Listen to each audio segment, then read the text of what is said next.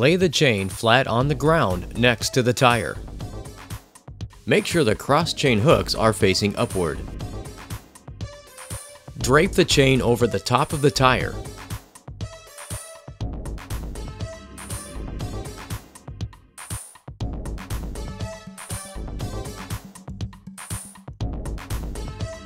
Move the vehicle forward so that one or two cross chains pass under the tire. Reach behind the tire and fasten the inside connector. Now fasten the outside connector.